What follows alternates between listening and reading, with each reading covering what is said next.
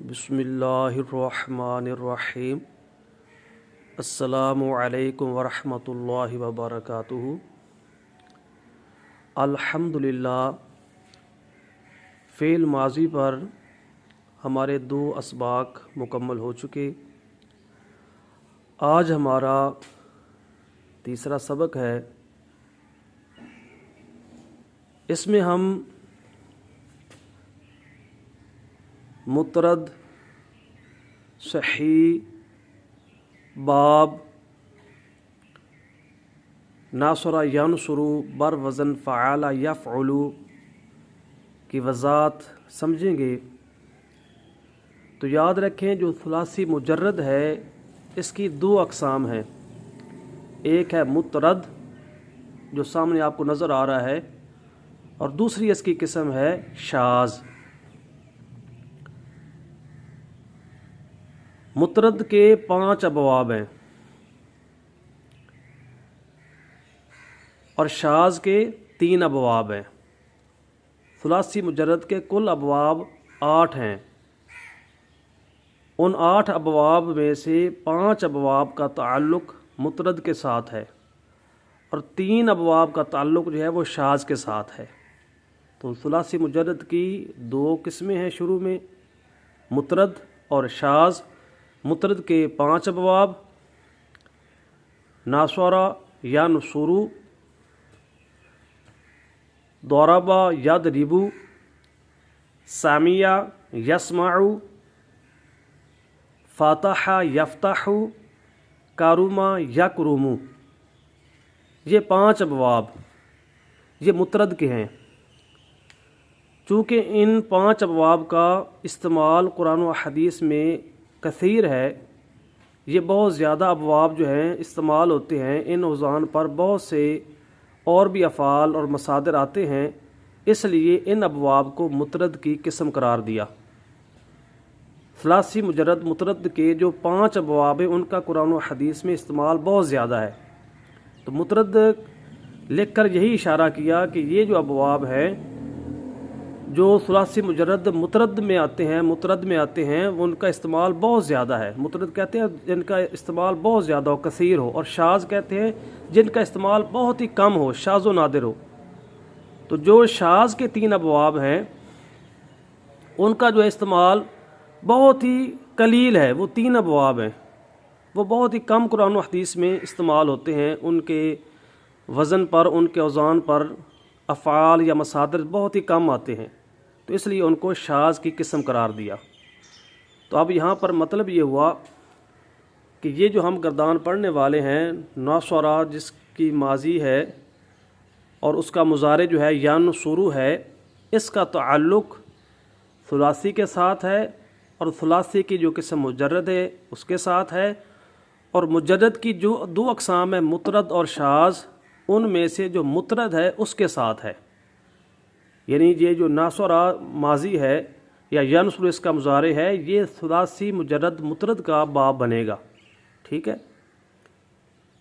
इसके पहला जो सीगा है, इसका जो पहला माजी का सीगा, उसमें 3 हरूफ है, इसलिए ये सुलासी है।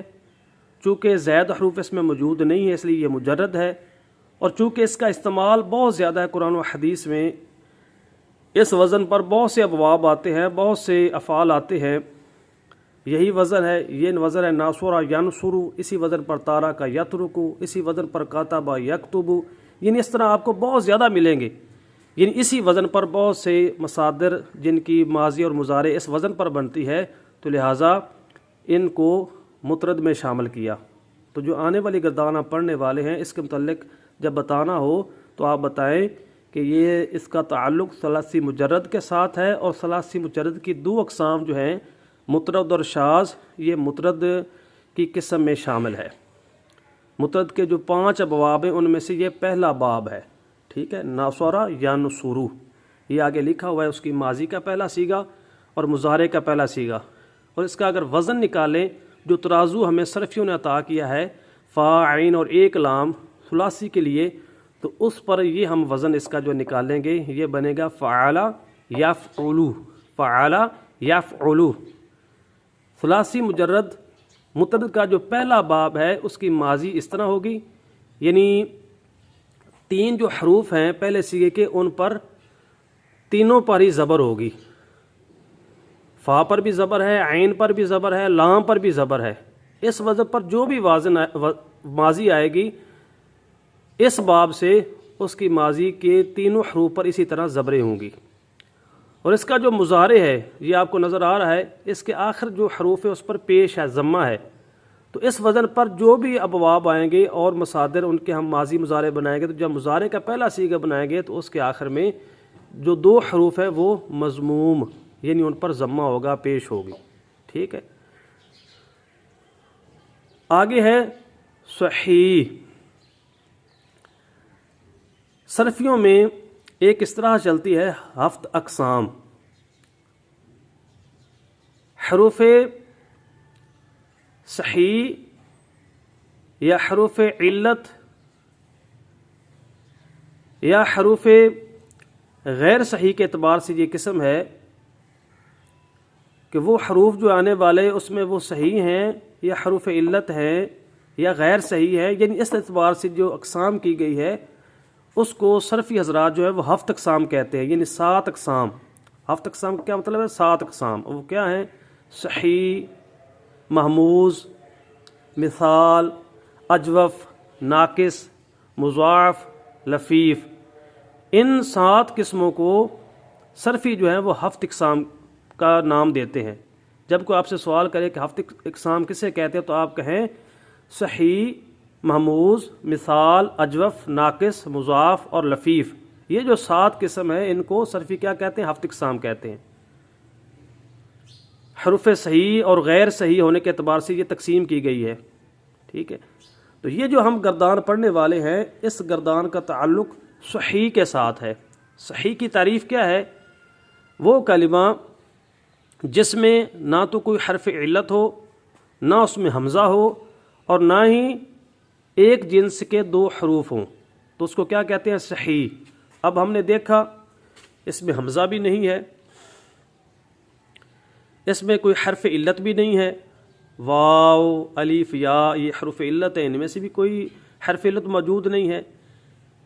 ایک حرف 2 بار بھی نہیں آیا، ایک جنس کے 2 حروف بھی موجود نہیں ہیں، تو لہٰذا یہ صحیح قرار پائے گا. نہ یہ محموز ہے، نہ مثال ہے، نہ اجوف ہے، نہ ناقص ہے، نہ ہی یہ مضاعف ہے، نہ ہی لفیف ہے.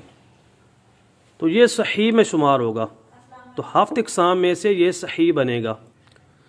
یہاں پر ایک اور آپ بات ذہن میں رکھیں کہ مشہور یہی ہے تقسیم کہ 7 اقسام کی گئی اور اس کو 7 اقسام کہا گیا ہے. لیکن بعض صرفیوں نے اس کو 4 اقسام میں بھی تقسیم کیا ہے، اور بعض جگہ پر اس کو 10 اقسام میں بھی تقسیم کیا گیا، اور بعض جگہ پر 11 اقسام میں بھی تقسیم کیا گیا ہے. لیکن مشہور اور قوی جو قول ہے اور جو زیادہ جس پر عمل ہے وہ 7 اقسام پر ہے. 4 اقسام جو کہا جاتا ہے اس میں یہ ہوتا ہے کہ ایک لفظ تو لاتے ہیں صحیح، دوسرا محموز، اور تیسرا معتل. معتل کا جو ہے لفظ استعمال کیا جاتا ہے. ٹھیک ہے. اور اس کے بعد ایک جو ہے مضاعف. تو یہ 4 اقسام کو جو ہے نا کہہ دیتے ہیں کہ یہ 4 اقسام ہیں. 7 اقسام نام نہیں دیتے کیونکہ اس میں مثال، اجوف، ناقص، لفیف اس کو علیحدہ علیحدہ قسم شمار نہیں کیا گیا. بس 4 صحیح، محموز، معتل اور اس کے بعد مضاعف. یہ 4 جو ہے قسموں کو 4 اقسام کہہ دیتے ہیں. اور بعض اس کو 10 شمار کرتے ہیں. وہ اس طرح کرتے ہیں کہ محموز کی جو 3 اقسام ہیں اس کو بھی ظاہر کر دیتے ہیں. یعنی محموز الفا، محموز العین، محموز اللام، یہ علیحدہ علیحدہ قسمیں شمار کرتے ہیں. اس طرح مضاعف کی بھی 2 اقسام شامل کر دیتے ہیں، مضاعف ثلاثی، مضاعف رباعی. تو اس اعتبار سے وہ 10 اقسام ہو جائیں گی. ٹھیک ہے.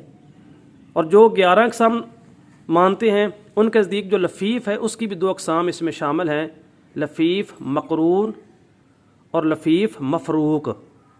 تو ان تمام کو شامل کر کے 11 اقسام بنا دیتے ہیں. لیکن زیادہ جو مشہور اور قوی قول ہے وہ یہی ہے کہ یہ 7 اقسام کہلائیں گی. جب بھی آپ سے کوئی 7 اقسام پوچھے تو آپ نے یہی بتانا ہے کہ اس سے مراد ہے صحیح،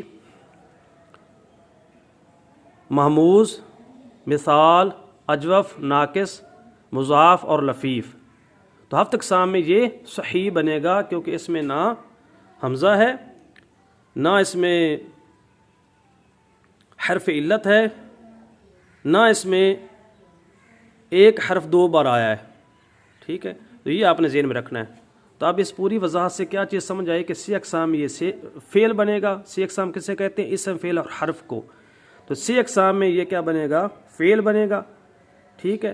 اگر فعل کی اقسام جو ہیں، بعض نے 3 کی ہیں فعل کی، بعض نے زمانہ کے طور بعض نے 4 کی ہیں، بعض نے 2 فعل ماضی اور فعل مضارع، بعض نے کہا کہ فعل امر وہ علیحدہ ایک قسم ہے، بعض نے کہا ہے کہ نہی بھی ایک علیحدہ قسم ہے، اور بعض نے فعل مضارع میں ہی امر کو اور نہی کو شامل کیا ہے، کیونکہ وہ بھی جو ہے نا اس میں حال یا مستقبل ان 2 زمانوں میں سے کوئی زمانہ پایا جاتا ہے، ٹھیک ہے، یعنی آنے والے وقت میں مطالبہ کیا جا رہا تھا کہ یہ کام کرو یا نہ کرو، تو وہ فعل مضارع میں ہی شامل ہے۔ بعض نے علیحدہ جو فعل امر کو بنا دیا اور نہی کو فعل مضارع میں شامل رکھا، اور بعض نے فعل نہی کو بھی علیحدہ ایک جو ہے نا قسم قرار دیا ہے فعل کی۔ تو سی اقسام میں کوئی پوچھے یعنی اسم فعل حرف میں سے کیا ہے، تو آپ نے کہنا فعل ہے۔ اگر کوئی 6 اقسام میں سے پوچھے، 6 اقسام کی وضاحت آپ سماعت فرما لیں کہ صرفی جو حضرات ہیں وہ 6 اقسام کسے کہتے ہیں؟ وہ کہتے ہیں ثلاثی مجرد، ثلاثی مزید فی، رباعی مجرد، رباعی مزید فی، اور خماسی مجرد اور خماسی مزید فی، اس کو 6 اقسام کہتے ہیں۔ 6 اقسام کا معنی ہوتا ہے 6 اقسام۔ حروف اصلیہ اور حروف زیادہ کے اعتبار سے یہ 6 اقسام ہیں، حروف اصلیہ اور حروف زیادہ کے اعتبار سے، یعنی اس میں حروف اصلیہ کتنے ہیں، حروف زیادہ ہیں یا نہیں ہیں یا کتنے ہیں، اس اعتبار سے جو اقسام ہیں وہ 6 ہیں۔ ان کو صرفی کیا کہتے ہیں؟ 6 اقسام۔ ایک ہے ثلاثی، وہ 3 حرفی کو کہتے ہیں، اس کے آگے 2 اقسام بنا دیے، ثلاثی مجرد اور ثلاثی مزید فی۔ اگر 3 حروف اصلی ہوں، کوئی اس میں زائد حرف نہ ہو تو ثلاثی مجرد ہے، اگر 3 حروف اصلی ہوں اور ساتھ کوئی زائد حرف بھی ہو تو ثلاثی مزید فی ہے۔ اور دوسری جو ہے رباعی، 4 حرفی، جس میں 4 حرف ہوں پہلے سیغے میں، اگر اس میں حروف اصلی ہوں 4 اور کوئی زائد نہ ہو تو رباعی مجرد، اگر حروف اصلی 4 ہوں اور ساتھ کوئی زائد بھی ہو تو اس کو رباعی مزید فی کہہ دیں گے۔ اسی طرح خماسی 5 حرفی کو کہتے ہیں، جس کے پہلے سیغے میں پہلا جو ہے اس میں 5 حرف ہوں، اگر اس میں 5 حروف اصلی ہوں اور کوئی زائد نہ ہو تو خماسی مجرد، اگر اصلی ہوں اور ساتھ زائد حرف بھی ہو تو خماسی مزید فی۔ یہ جو 6 اقسام ہیں، ثلاثی مجرد، ثلاثی مزید فی، رباعی مجرد، رباعی مزید فی، خماسی مجرد اور خماسی مزید فی، ان کو صرفی حضرات جو ہے نا 6 اقسام کہتے ہیں۔ تو یہاں پر ایک بات اچھی طرح آپ ذہن میں رکھیں کہ جو فعل ہوتا ہے وہ خماسی نہیں ہو سکتا، یعنی خماسی مجرد اور خماسی مزید فی کا تعلق اسم کے ساتھ ہے، جو فعل ہے وہ نہ خماسی مجرد ہو سکتا ہے نہ خماسی مزید فی ہو سکتا ہے۔